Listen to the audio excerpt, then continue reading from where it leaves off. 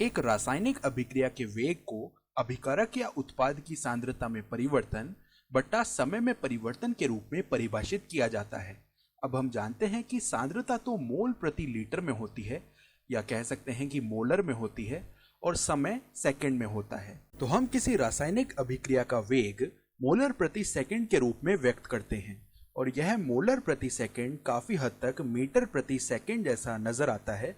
और भौतिकी से आपको याद होगा कि मीटर प्रति सेकंड वेग यानी कि वेलोसिटी की इकाई होती है। हम जानते हैं कि औसत वेग होता है x में परिवर्तन बट्टा t में परिवर्तन। तो औसत वेग के बारे में सोचकर हम रसायन विज्ञान में एक अभिक्रिया के वेग के बारे में समझ सकते हैं। तो अब अगर हम इस चीज को एकदम सामान्य अभिक्रिया के लिए लागू करते हैं, तो यहाँ पर हमारे पास एक अभिकारक A है जो कि एक उत्पाद B में बदल रहा है। मान लीजिए कि जब t बराबर 0 है तब हम A की सांद्रता 1 मोलर से यहाँ पर शुरुआत कर रहे हैं। तो A अभी B में रूपांतरित नहीं हुआ है, यानी t बराबर 0 पर जो B की सांद्रता है वह 0 है। अब मान लीजिए कि हम यहाँ पर 2 सेकंड तक इंतजार करते हैं और उसके बाद A की सांद्रता मापते हैं, तो यह तो स्पष्ट है कि A की सांद्रता कम होने वाली है, क्योंकि A यहाँ पर B में परिवर्तित हो रहा है। अब क्योंकि हम जानते हैं कि यहाँ पर A ही B में परिवर्तित हो रहा है, तो हम लिख सकते हैं कि 2 सेकंड के बाद B की सांद्रता 0.02 मोलर हो जाएगी, क्योंकि असल में A ही B में परिवर्तित हो रहा है। तो अगर हमें इस अभिक्रिया का औसत वेग ज्ञात करना है, तो हम यहाँ पर इसकी परिभाषा में मान रख सकते हैं। हम जानते हैं कि जो औसत वेग है उसके लिए हम यहाँ पर उत्पाद की सांद्रता में परिवर्तन बट्टा समय में परिवर्तन यह ज्ञात कर लेते हैं। अब आइए अभिक्रिया का औसत वेग लिख लेते हैं।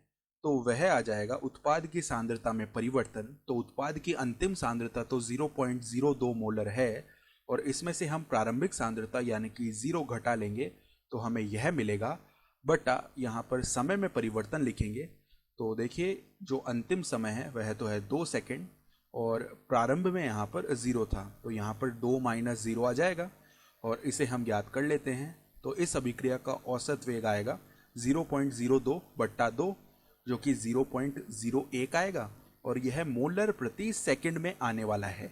तो समय t बराबर 0 से t बराबर 2 सेकंड तक यह अभिक्रिया का औसत वेग आ गया है। अब यही चीज हम A के लिए भी कर सकते हैं, यानी अभिक्रिया वेग को B की सांद्रता में वृद्धि होने के साथ साथ हम यहाँ पर A की सांद्रता में कमी के रूप में भी समझ सकते हैं। तो अगर हम यहाँ से अभिक्रिया का वेग लिखते हैं तो वह देखिए क्या आएगा, A की अंतिम सांद्रता जो कि 0.98 मोलर है, माइनस A की प्रारंभिक सांद्रता जो कि 1 मोलर है, और बट्टा यहाँ पर समय में परिवर्तन आएगा। तो अंतिम समय तो 2 सेकंड है और प्रारंभिक समय 0 है, तो यहाँ पर 2 - 0 आ जाएगा। तो इसे सरल करने पर हमें अभिक्रिया वेग -0.02 बट्टा 2 मिलेगा, यानी अभिक्रिया वेग हमें यहाँ से ऋणात्मक मिलेगा। लेकिन रसायन विज्ञान में हम अभिक्रिया के वेग को केवल एक धनात्मक राशि के रूप में ही परिभाषित करते हैं, तो इसकी वजह से हमें यहाँ पर एक ऋणात्मक चिन्ह लगाना पड़ेगा, जिससे यह वेग हमें धनात्मक मिल जाए। तो अब देखिए यह अभिक्रिया का वेग हमें 0.02 बट्टा 2 यानी 0.01 मोलर प्रति सेकंड मिल जाएगा। तो अब यह अभिक्रिया का वेग हमें धनात्मक मिल गया है। तो हमने दोनों तरह से, यानी A के ह्रास से और B के निर्माण से अभिक्रिया का औसत वेग ज्ञात कर लिया है। अब चलिए हम इसे थोड़ा बहुत और व्यापक बना लेते हैं।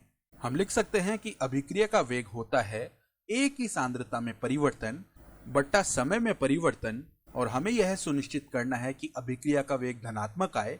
तो हम यहाँ पर एक ऋणात्मक चिन्ह लगा लेते हैं, जिससे हमें यह वेग धनात्मक मिलेगा। तो अभिक्रिया का वेग हमें मिला है -A की सांद्रता में परिवर्तन बट्टा समय में परिवर्तन, और यह देखिए किसके बराबर होगा, यह वेग आएगा B की सांद्रता में परिवर्तन बट्टा समय में परिवर्तन। और यहाँ पर हमें ऋणात्मक चिन्ह लगाने की आवश्यकता नहीं है, क्योंकि हमने यहाँ पर गणना करते समय यह देखा था कि यह अभिक्रिया का वेग हमें धनात्मक मिल रहा है। तो इस तरह से अभिक्रिया के वेग को प्रदर्शित करने के हमारे पास ये 2 तरीके आ गए हैं, और यहाँ पर हमने व्यापक पदों में यह बात की है। अब चलिए थोड़ी ज्यादा जटिल अभिक्रिया के बारे में बात करते हैं। तो हमारे पास यह एक संतुलित अभिक्रिया है जिसमें die nitrogen pentoxide nitrogen dioxide और ऑक्सीजन में अपघटित हो रहा है। अगर हम मान लेते हैं कि ऑक्सीजन के निर्माण होने की दर 9 गुणा 10 की घात -6 मोलर प्रति सेकंड है, तो हम अब पता करना चाहते हैं कि नाइट्रोजन डाइऑक्साइड के निर्माण होने की दर क्या है। तो अगर हम यह संतुलित समीकरण देखते हैं तो प्रत्येक 1 मोल ऑक्सीजन जो बन रहा है उसके लिए 4 मोल नाइट्रोजन डाइऑक्साइड बनते हैं। तो हमें अब बस इस ऑक्सीजन के बनने की दर को 4 से गुणा कर देना है। तो इससे हमें मिलेगा +3.6 गुणा 10 की घात -5 मोलर प्रति सेकंड। तो NO2 के बनने की दर O2 के बनने की दर की 4 गुना है। तो अब अगर हम यहाँ पर डाई नाइट्रोजन पेंटॉक्साइड के बारे में बात करते हैं यानी N2O5 के बारे में बात करते हैं, तो हम देख सकते हैं कि प्रत्येक 1 मोल O2 के निर्माण होने पर यहाँ पर 2 मोल N2O5 की कमी हो रही है। तो अगर हम ऑक्सीजन के निर्माण की दर लिखने से शुरुआत करते हैं तो हमें यहाँ पर इसे 2 से गुणा करना पड़ेगा, क्योंकि यह मोल अनुपात 1:2 है। और क्योंकि यहाँ पर इस डाई नाइट्रोजन पेंटॉक्साइड की कमी हो रही थी, इसलिए हमने यह ऋणात्मक चिन्ह लगा लिया है। तो इसे हल करने पर हमें मिलेगा -1.8 गुणा 10 की घात -5 मोलर प्रति सेकंड। तो जितनी तेजी से यहाँ पर ऑक्सीजन में वृद्धि हो रही है उसकी दुगुनी तेजी से यहाँ पर डाई नाइट्रोजन पेंटॉक्साइड गायब हो रहा है। अब अगर हम अभिक्रिया का वेग लिखना चाहते हैं तो एक तो इसे हम ऑक्सीजन में वृद्धि की दर के रूप में लिख सकते हैं, जो कि 9 गुणा 10 की घात -6 मोलर प्रति सेकंड है। यानी इससे हम वेग को कुछ इस तरह से परिभाषित करेंगे कि ऑक्सीजन की सांद्रता में परिवर्तन बटा समय में परिवर्तन। अब अगर इस वेग को हम नाइट्रोजन डाइऑक्साइड के निर्माण के पदों के रूप में व्यक्त करना चाहें तो देखिए, नाइट्रोजन डाइऑक्साइड के निर्माण की जो दर है वह 3.6 गुणा 10 की घात -5 मोलर प्रति सेकंड है। तो यह हम लिख लेते हैं। अब जरा ध्यान दीजिए कि इस संख्या को हम किससे गुणा करें कि हमें ये वाली संख्या मिल जाए। तो देखिए, इस संख्या को 4 से गुणा करने पर हमें यह संख्या मिलती है। तो यहाँ पर हमें स्पष्ट रूप से 1/4 से गुणा करना पड़ेगा। तो अगर हम इस वेग को नाइट्रोजन डाइऑक्साइड की सांद्रता में परिवर्तन बटा समय में परिवर्तन ऐसे लिखें, तो जो वेग है वह समान प्राप्त करने के लिए हमें इसे 1/4 से गुणा करना पड़ेगा। अब अगर हम डाई नाइट्रोजन पेंटॉक्साइड के बारे में बात करते हैं तो इसके गायब होने की दर यानी इसमें कमी होने की जो दर है वह -1.8 गुणा 10 की घात -5 मोलर प्रति सेकंड है। अब एक बार फिर से सोचिए कि हम इस संख्या को किससे गुणा करें कि हमें यहाँ पर 9 गुणा 10 की घात -6 मिल जाए। तो अगर हम ध्यान से देखते हैं, यह संख्या इस संख्या की परिमाण रूप में 2 गुनी है। तो अगर हमें यह संख्या चाहिए तो हमें यहाँ पर 1/2 से गुणा करना पड़ेगा। और क्योंकि हमें यह ऋणात्मक चिन्ह भी हटाना है, क्योंकि हम जानते हैं कि अभिक्रिया के वेग हमेशा एक धनात्मक संख्या ही आती है, तो यहाँ पर हम एक माइनस का चिन्ह लगा देंगे ताकि यह ऋणात्मक चिन्ह हम हटा सके। तो -1/2 से गुणा करने पर यह संख्या 9 गुणा 10 की घात -6 के ही बराबर आ जाएगी।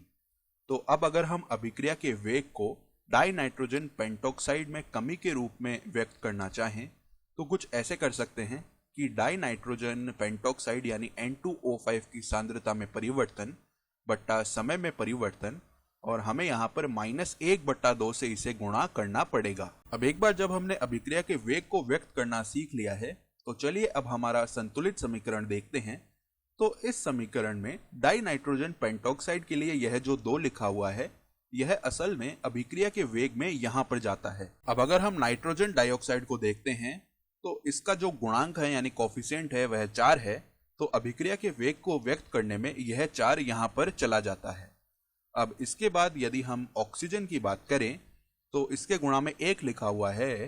तो अगर हम अभिक्रिया के वेग को व्यक्त करने के पैटर्न को प्रदर्शित करने की बात करें तो हम इसे यहाँ पर 1/1 लिखकर दर्शा सकते हैं।